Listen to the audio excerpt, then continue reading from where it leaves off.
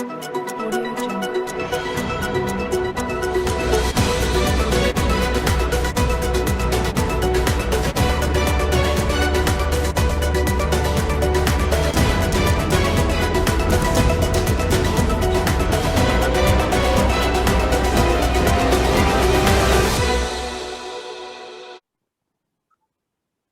बिस्मिल्लाहिर्रहमानिर्रहीम, अस्सलाम वालेकुम जी। हम जी बहुत देर से हाज़िर नहीं हो सके, ब्रिगेडियर साहब की कुछ मसरूफियात थी, जिनकी वजह से हम लोग जो है वो प्रोग्राम को कंटिन्यू नहीं कर सके। लेकिन इस वक़्त बहुत कुछ हो रहा है, तो आज हमने ब्रिगेडियर साहब को बड़ी रिक्वेस्ट करके हमने कहा कि ज़रा आप इस पर जो है वो थोड़ा-सा जो है हमें अपना जो तज्ज़िया वो इस पर दें। एक तो आपको पता है कि जो क्वाड जो एक बना हुआ है जिसमें ऑस्ट्रेलिया, जापान, इंडिया और यूएस शामिल है, ये बहुत पुराना क्वाड है और ये बहुत पुरानी इनका जो है वो चीज़ें चल रही हैं। लेकिन अभी ये दोबारा एकदम मुतहर्रिक हो गया, ख़ासतौर पर अफ़गानिस्तान से इन्ख़ला के बाद इन्होंने दोबारा मुतहर्रिक कर दिया और इसको कह रहे हैं कि एक नया नेटो ब्लॉक एक किस्म का इन अ वे। और अगर इसको फ्रांस को भी इसमें शामिल कर लें, तो वो जो है वो नेटो क्वाड प्लस उसको कहा जाता है। उसके पैरेलल जो है एक ऑकस है जिसमें ऑस्ट्रेलिया, यूके और यूएस जो है वो शामिल है और फ्रांस ने जो है उस ऑकस के उस पर जो है अपने आप को जो है बिल्कुल साइडलाइन कर लिया और अपने जो सफ़ीर हैं उनको भी वापस बुला लिया। उसकी एक बुनियादी वजह ये है कि जो अमेरिका ने जो है वो ऑस्ट्रेलिया को अपने जो है वो बहरी जहाज़ जो है, बहरी आबदोज़ें जो है वो बेच रहे हैं। वो तकरीबन 66 अरब डॉलर की जो डील है, जो कि फ्रांस से होनी थी, वो अब जो है उनकी अमेरिका से हो रही है, जो बहुत बड़ा चंक है, जो France is going to lose. इसके अलावा जो इंग्लैंड है, इंग्लैंड भी थोड़ा-सा परेशान है और थोड़ा-सा गुस्सा है पाकिस्तान पर और अर्जेंटीना पर, क्योंकि अर्जेंटीना और इंग्लैंड की जिस तरह की एक हिस्ट्री है, उसके मुताबिक अर्जेंटीना ने जो है वो पाकिस्तान से जो JF-17 है उसका मुआहदा किया और 12 नए खरीदने जा रहे हैं, जो कि तकरीबन $660 मिलियन के हैं। और ये तमाम चीज़ें हो रही हैं और उसके साथ-साथ हमें हमें ये हुआ कि एकदम न्यूज़ीलैंड की जो टीम है वो सिक्योरिटी की बुनियाद और वजूहात बनाकर जो वो बिल्कुल ऐन वक़्त पर जो मुल्क छोड़कर चली गई। तो हम वहीं से आगाज़ करते हैं। ब्रिगेडियर साहब, अस्सलाम वालेकुम, welcome to the show sir. How are you? वालेकुम, कैसे हैं आप? जी, ठीक-ठाक। मेरे साहब सबसे पहले तो न्यूज़ीलैंड की बात करते हैं कि क्या ये सिक्योरिटी वजूहात हैं जिसकी वजह से न्यूज़ीलैंड जो है ये पाकिस्तान से वापस गया? ज़ाहिर तो ये लग रहा है कि उनको कोई इत्तला मिली है जो वो हमारे साथ शेयर नहीं करना चाहते। उनकी जो ऑफ़िशियल स्टेटमेंट आई है उसमें उन्होंने कहा है कि हम वो इत्तला और उसकी सोर्स शेयर नहीं कर सकते। लेकिन जो सुनने में आया है ये इत्तला उनको बरतानिया ने दी है और बरतानिया के कहने के ऊपर उन्होंने वनडे मैच खेलने से इनकार कर दिया। उन्होंने कहा कि बरतानिया ने हम तो वैसे इसके कैटेगोरिकली डिनाई कर दिया। बरतानिया के जो फॉरेन ऑफिस है और बरतानिया के जो एम्बेसी है, जो कॉन्सुलेट है यहाँ इस्लामाबाद में, उसने कैटेगोरिकली डिनाई कर दिया है कि इसमें ऐसी कोई हकीकत नहीं है। जो भी थ्रेट है वो कहते हैं क्रेडिबल थ्रेट थी, इंफॉर्मेशन क्रेडिबल थी। हमने पीसीबी को पाकिस्तान क्रिकेट बोर्ड को बता दिया कि हमें क्रेडिबल इंफॉर्मेशन आई है। क्या इंफॉर्मेशन है वो हम आपको नहीं बता सकते, हम जा रहे हैं। और फिर वो जाने के लिए तैयार हो गए, उन्होंने जहाज़ चार्टर किया और चले गए यहाँ से। ये क्या वर्ल्ड अ, पॉलिटिक्स के से लेना-देना है कुछ कि वाक़ई सिक्योरिटी इश्यू है? असल मेरा सवाल ये है। अ, मैं इस पूरे मसले को किसी और तनाजुर में देखना चाहूँगा और वो तनाजुर ये है कि अ, अगर आप देखें तो फ्रांस भी ख़ाइफ़ हुआ है ऑस्ट्रेलिया से सबमरीनों के वाक़यात में। फिर ये भी हुआ है कि पाकिस्तान की एक डील हुई है पाकिस्तान और चाइना की JF थंडर की, ब्लॉक 3 की अर्जेंटीना के साथ। अ, फिर एक नया सिक्योरिटी अलायंस भी बन के सामने आ रहा है। इन सब को जब हम इकट्ठा करते हैं तो मैं ये समझ रहा हूँ कि दानिस्ता तौर पे पाकिस्तान को आइसोलेट किया जा रहा है। आपके अच्छा। शोज़ में बहुत पहले काफ़ी शोज़ में मैं कहता रहा हूँ कि हम पे सख्तियाँ आएँगी, हम पे मुसीबतें आएँगी, हमें आग के दरिया में से गुज़रना होगा। तो ये सारी कड़ियाँ जो हैं उसी आग के दरिया की तरफ जो है इनकी सिमत है और एक नया वर्ल्ड ऑर्डर जो है वो तश्कील हो रहा है, जिसको मैंने जितना मैंने लिखा उसमें मैंने इसको नियो वर्ल्ड ऑर्डर कहा है। Neo, not new world order, neo world order रहा है और इस न्यू वर्ल्ड ऑर्डर में एक बड़ा रोल होगा दुनिया की आइलैंड्स का। दुनिया के आइलैंड्स कौन है? अमेरिका है, ऑस्ट्रेलिया है, न्यूजीलैंड है, बरतानिया है। दुनिया की मेनलैंड क्या है? अफ्रीका, एशिया और यूरोप। तो ये जो दुनिया की आइलैंड्स हैं, ये समझ रही हैं कि इनका असर रसूख इंटरनेशनल पॉलिटिक्स में मजदूद हो जाएगा, कम हो जाएगा, और उसको बढ़ाने के लिए नेवल पावर का होना बहुत ज़रूरी है। तो इन्होंने ऑस्ट्रेलिया को साथ मिलाया है चाइना के और मुकाबले। एक बहुत बड़ी नेवल पावर बनाना चाह रहे हैं ऑस्ट्रेलिया को इंडियन ओशन में और पैसिफिक ओशन में, इन दी एरियाज जो कि चाइना को डोमिनेट करते हैं।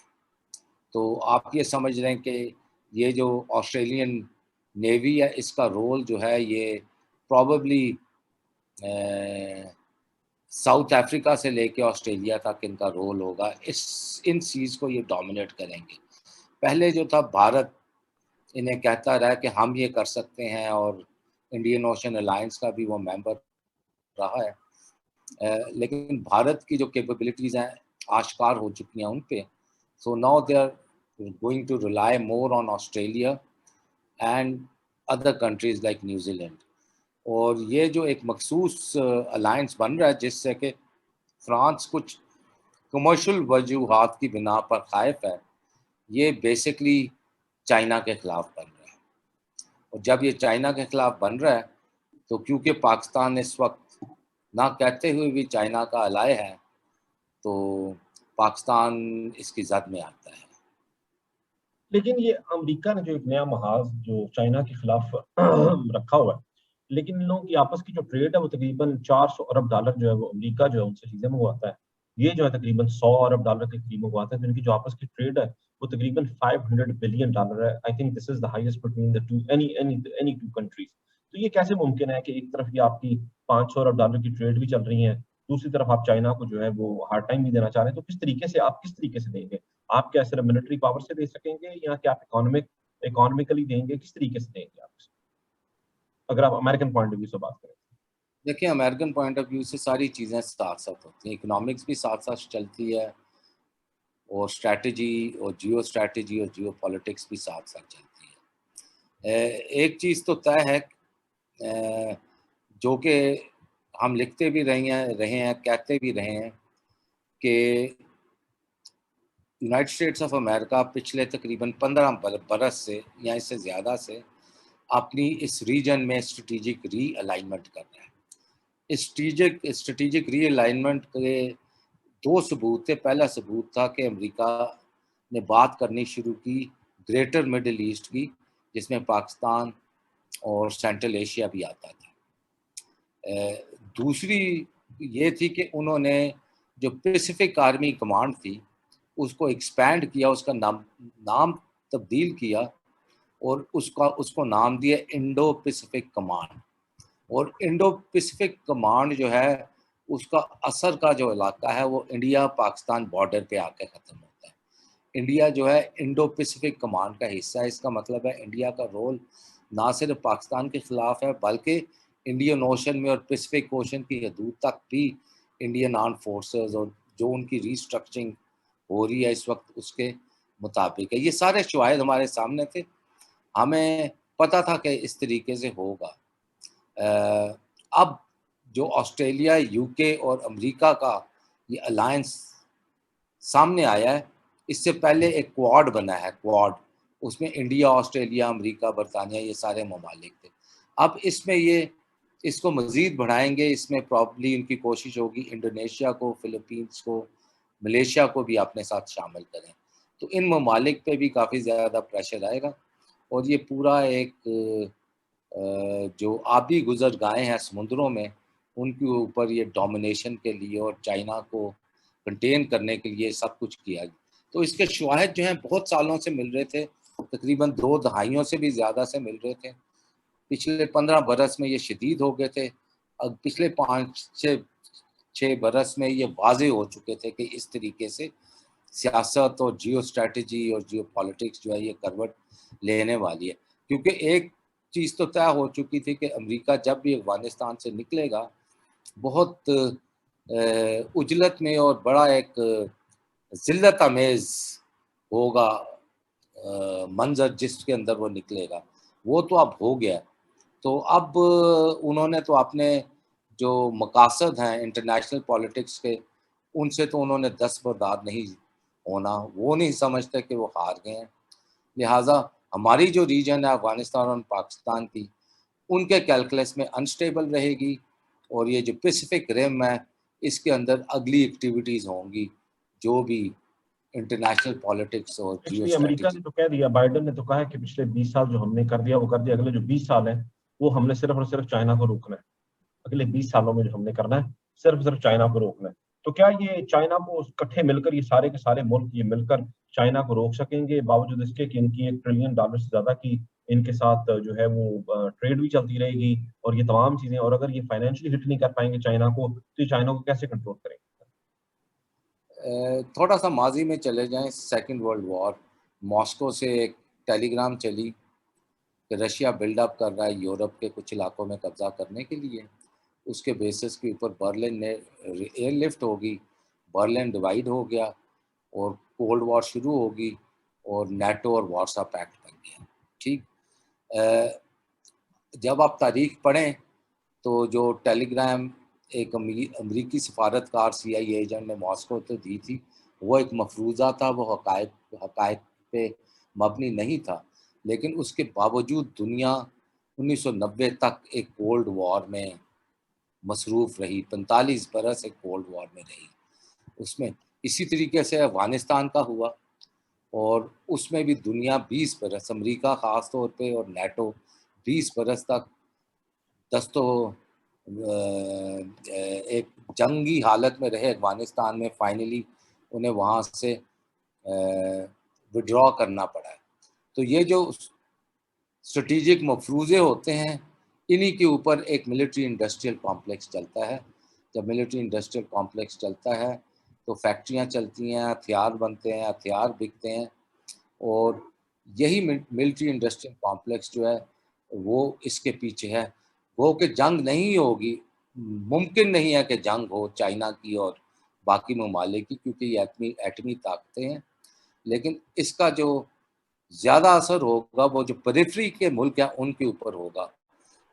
मसलन पाकिस्तान है, अफ़गानिस्तान है, एशियान रीजन में कुछ ममालिक हैं, जैसे फ़िलीपींस हो गया, जैसे मलेशिया, थाईलैंड हो गया, इंडोनेशिया। वियतनाम हो गया, कंबोडिया हो गया, इन ममालिक पे असर पड़ेगा। फिर ताइवान है इसके अंदर, मकाऊ है, इन रीजन्स के ऊपर इसका ज़्यादा असर पड़ेगा और ये इनकी जो प्रॉक्सीज़ हैं इसमें होंगी।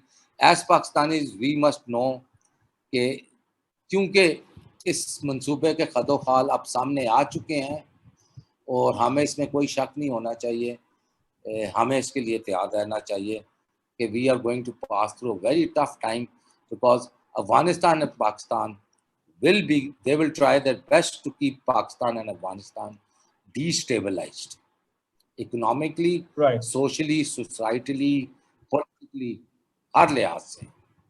और यही वजह है कि जिसमें वज़ीर आज़म साहब ने भी 2-3 मरतबा अपने इंटरव्यूज़ में ज़िक्र किया, टैकी एंडरसन के साथ, या दूसरा जो इंटरव्यू उनका जो रशियन टीवी को दिया, उन्होंने कहा कि पाकिस्तान को इस वक़्त जो है वो 3 ग्रुप्स हैं जिनसे बहुत ज़्यादा खतरा है। एक तहरीक-ए-तालिबान पाकिस्तान है, एक आईसिस है और तीसरी जो है वो बलूचिस्तान जो फेडरेशन है, जो बलूचिस्तान जो भी लिबरेशन आर्मी जो है, उससे खतरा है। और ये जो तमाम लोग हैं ये अफ़गानिस्तान में से कहीं न कहीं किसी न किसी तरह से ऑपरेट कर रहे हैं। तो इसका ये मतलब हुआ कि जो हमारे यहाँ समझा जाता था कि ये तमाम चीज़ें हमारे यहाँ जो दहशतगर्दी वगैरह हो रही है, वो तालिबान करवा रहे हैं, वो बेसिकली वो नहीं करवा रहे थे। इसका मतलब है कि वो टीटीपी, आईसिस और ये बलोच जो वो है, वो जो ग्रुप है, वो करवा रहा था। और ना सिर्फ ये, इसका ये भी मतलब हुआ कि इनके पीछे जो बैकिंग है, वो बज़ाहिर तौर पर, जो कि अब बहुत ज़्यादा खुलकर सामने आ गया कि वो शायद इंडिया की है, बिलख़ुसूस टीटीपी के पीछे और आईसिस। जी, देखिए पाकिस्तान ने एक इंडिया की टेररिस्ट एक्टिविटीज़ पे एक डोज़ियर भी अभी निकाला है। इससे पहले पाकिस्तान कुछ आईसिस के मेंबरान थे जिन्होंने मसलन जिनको मदद हासिल थी इंडियन हैंडलर्स की, जिन्होंने आर्मी पब्लिक स्कूल पेशावर में किया था, उनका डोजियर्स भी तैयार किया था। अमेरिकन प्रेशर में हम उसको आगे नहीं लेके जा सके। अंगारा, अंगारा नाम था उसका। ये इन सब में अभी शिद्दत आएगी। ये आप चीज़ नोट कर लें।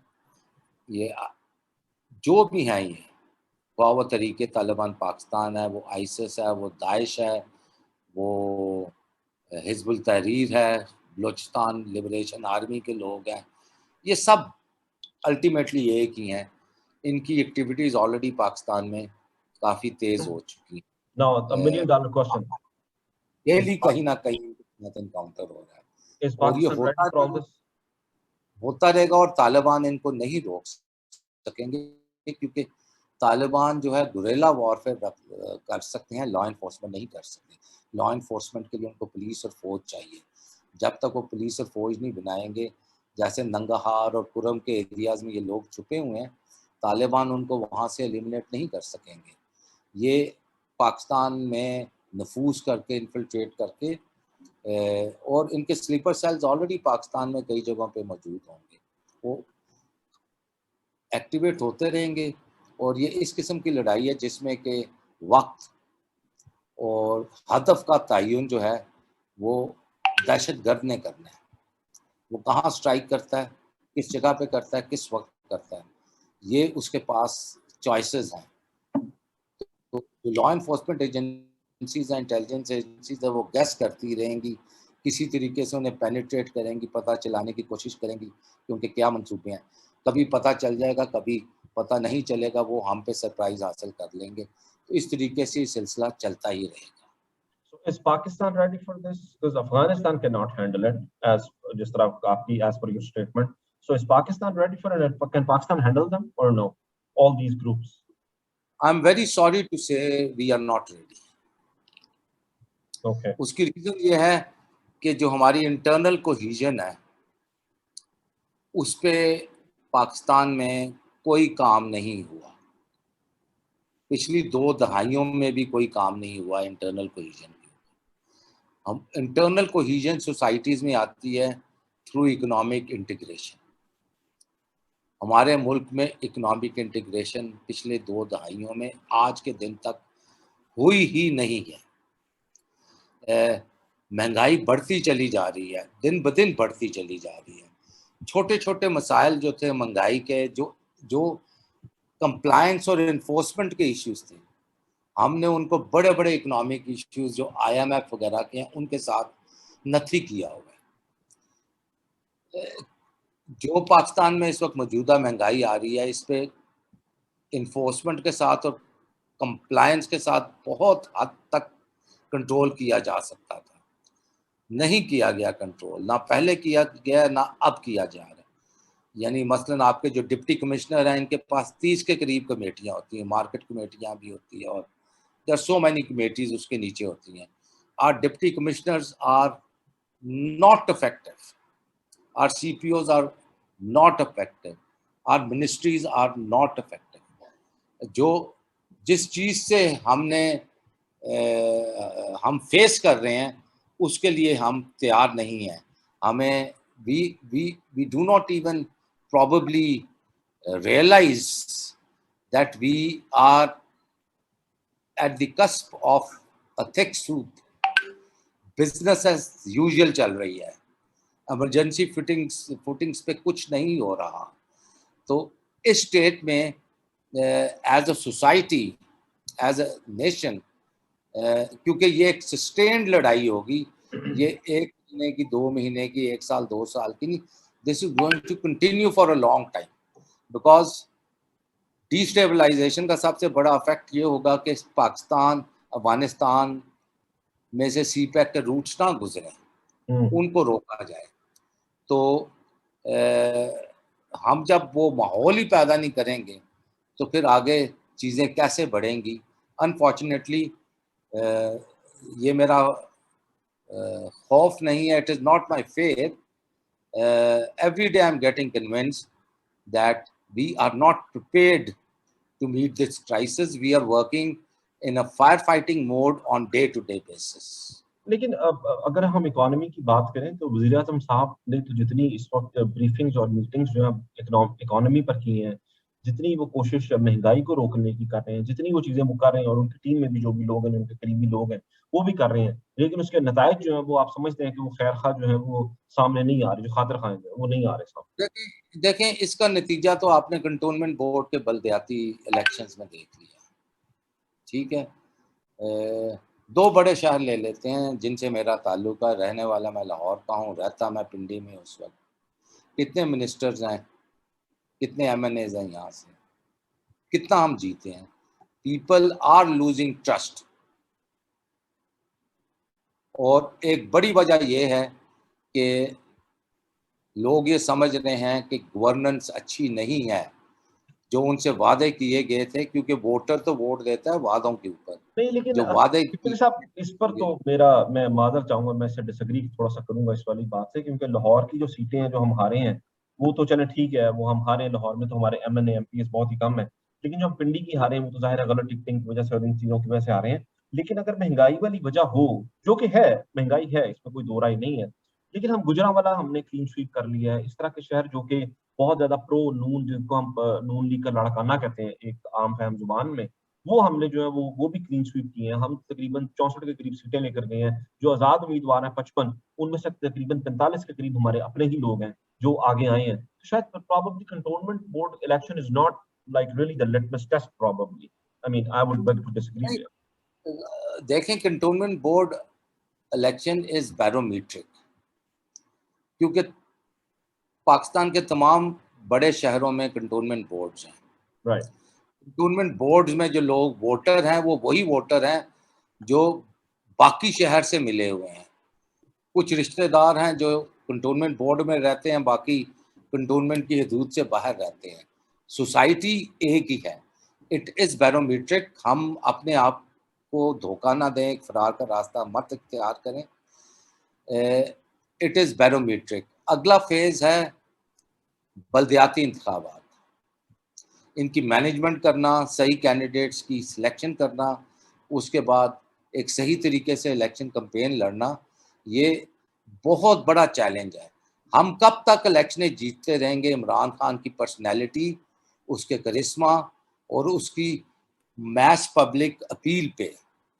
हमारे जो पॉलिटिशियंस हैं उनको अपनी अपील पे हुक्मरान जमात का सिंबल इस्तेमाल करते हुए जीतने के लिए यानी अपनी ट्रेनिंग करनी होगी, अपने आप को एडजस्ट करना होगा। ये this is a major crisis which Pakistan तरीके इंसान मस्ट रियलाइज। अगर हम इसको नटशल में देखें तो सबसे बड़ा जो शायद प्रॉब्लली जो हमें मसला आ रहा है, जो इस हुकूमत को आ रहा है, वो महंगाई तो पूरी दुनिया में है, जो कि हम जानते हैं कि पूरी दुनिया में इन्फ्लेशन बहुत ज्यादा हो गई है। लेकिन हमारे साथ जो प्रॉब्लम आ रहा है, हम उसको कंट्रोल नहीं शायद कर पा रहे। हम जो जो इदारे जो बने हुए हैं, जो जो कि अगर मैं आपकी बात से अगर उसका मतलब निकालूं अगर वाज़ेह तौर पर, तो महंगाई तो हर दौर में हुई है, होती रहेगी, और कोविड के बाद तो पूरी दुनिया में महंगाई हुई है। लेकिन हमारे यहाँ जो ज्यादा एक महंगाई हो गई है, उसकी एक वजह शायद प्रॉब्लम ये है कि हम उसको मैनेज नहीं कर पाए, और ये बहुत बड़ी नाकामी है इस हुकूमत की प्रॉब्लम। देखिए आम आदमी जिस महंगाई से पिस रहा है ना, ठीक है, पेट्रोल महंगा हुआ, डीजल महंगा हुआ, बिजली महंगी हुई, गैस महंगी हुई, ये चीज़ें भी महंगी हुई हैं, ठीक है। लेकिन इसमें क्या तुक है कि खेत से आलू चलता है 5 रुपए किलो और मार्केट में आके बिकता है 250 रुपए किलो। हाँ, लेकिन वो ब्रिगेडियर साहब अब ये देखें ना, फिर ये तो वो किसानों वाली बात है ना, वो तो वो कोशिश करते हैं कि इसमें ना IMF को, इसमें ना कोई IMF का ताल्लुक है, ना किसी और चीज का, और ना उस कॉस्ट ऑफ ट्रांसपोर्टेशन का है, जिसमें डीजल पेट्रोल बहुत कम एलिमेंट है उसका। जो मिडिल मैन है, और मिडिल मैन की जो चेन है फार्म से मार्केट तक, कंज्यूमर तक, इसको कंट्रोल नहीं किया गया। इसको कंट्रोल करना बहुत ज़रूरी था। ये वो लोग हैं जो पैसा बना रहे हैं। They are the ones who are making all the money। वो पोल्ट्री हो, वो अंडे हों, वो एडिबल्स हों, दालें हों, सब्जियां हों, ये वो चीज़ें हैं जो कि आम आदमी को हिट कर रही हैं। इसके ऊपर कोई कंट्रोल नहीं है किसी का। चले ठीक है, बस हम आखिरी बात अब मैं आपसे पूछना चाहूंगा, और वो भी इंटरनेशनल पॉलिटिक्स को लेकर, कि ये तमाम चीजें जो अब बदल रही हैं, इसमें पाकिस्तान का क्या किरदार रहेगा, पाकिस्तान के जो सिक्योरिटी फोर्सेस हैं उनका क्या किरदार रहेगा, और क्या हम are we gonna be out of this mess any time soon, और डू वी सी अनदर जो है वो एक और वो जो हमने एक बड़ा बुरा वक्त देखा वो दहशतगर्दी की लहर का, क्या हम उसके लिए हम तैयार रहे? मैं ये कहूँगा कि हमारा सबसे बड़ा चैलेंज इस वक्त गवर्नेंस का है। ये तमाम इश्यूज जो हमने डिस्कस किए इन पे काबू पाने, हम इस पे जब काबू पाएंगे तो then we will be more prepared to face the international challenges. और इंटरनेशनल चैलेंजेस के लिए हमें फोर्स भी करना होगा। अगली चाल क्या होगी? We have to be prepared, our policies have to be ready. और हमें जैसे एक प्रोग्राम में आपको मैंने कहा था कि एक टाइम आएगा पाकिस्तान को फैसला करना पड़ेगा कि वो गैर जानिबदार होगा या जानिबदार बन जाएगा। Will we leave United States of America and join China as ally? मेरे ख्याल में ये वक्त आ चुका है और पाकिस्तान ने इसका भी फैसला करना है, लेकिन ये फैसला भी कोई इतना आसान नहीं होगा। लेकिन पाकिस्तान इन अ वे कर चुका है फैसला, नहीं? आपको ऐसा लगता नहीं कि रशिया के नहीं, साथ we have to क्लोज हो set रहे हैं a हम? dynamics in order। अगर हमारी अपनी डायनामिक्स इन प्लेस नहीं होगी, अगर हमारा दस्तरखान तैयार नहीं है, तो उसके ऊपर हम खाना कैसे खाएंगे? We have to first prepare our table, उसके बाद उसके ऊपर डिशेस आएंगी। तो हमारे जो हमारी जिम्मेदारी है एक स्टेबिलिटी देने की अपनी सोसाइटी को, अपने अवाम को, अपने मुल्क के अंदर। क्योंकि जब ये चीज़ें नहीं है, नापैद हैं, तो फिर जो फिफ्थ कॉलमिस्ट हैं और जो हाइब्रिड वाले हैं, उनको ज़्यादा एरिया मिल जाता है एक्सप्लॉयटेशन के लिए। हमने वो जगह भी बंद करनी है उनके लिए। इसलिए मैं कह रहा हूँ it's internal cohesion, well-being of Pakistanis is of utmost importance to face the next levels of threats which are not even visible to us। हमें ये सोचना पड़ेगा कि कौन कौन सी थ्रेट्स हैं, उसके मुताबिक, और हुकूमत को उसके मुताबिक गेयर होना पड़ेगा। ब्रिगेड साहब, आपका बहुत बहुत शुक्रिया। हमारा जो आज का प्रोग्राम था उसमें हम लोग ये डिस्कस करना चाह रहे थे कि आने वाला वक्त जो है वो पाकिस्तान के लिए कैसा रहेगा। इसको हम और ज्यादा डिस्कस करेंगे, हम इंटरनल पॉलिटिक्स की तरफ थोड़ा सा चलेंगे, लेकिन वो किसी ना किसी तरह इंटर रिलेटेड है इन तमाम चीज़ों से जो कि ब्रिगेड साहब जिसकी बात कर रहे थे। हम उम्मीद करते हैं कि वज़ीर आज़म साहब और उनकी जो बाकी टीम है वो इसके ऊपर तवज्जो देंगे और इन मसाइल के ऊपर वो काबू पाएंगे। 3 साल का वक्त गुजर चुका है, 2 साल बाकी रह गए। हमें बहुत ज़्यादा उम्मीद है कि उन चीज़ों पर काबू पाएँगे और पाकिस्तान में जो हम एक जो तरक्की का और जो एक आगे जाने का और जो इस प मुल्क को आगे देखने का जो हम ख्वाब लिए हुए हैं, इंशाअल्लाह वो हमारा ज़रूर पूरा होगा। आपका बहुत शुक्रिया ब्रिगेड साहब। Thank you very much.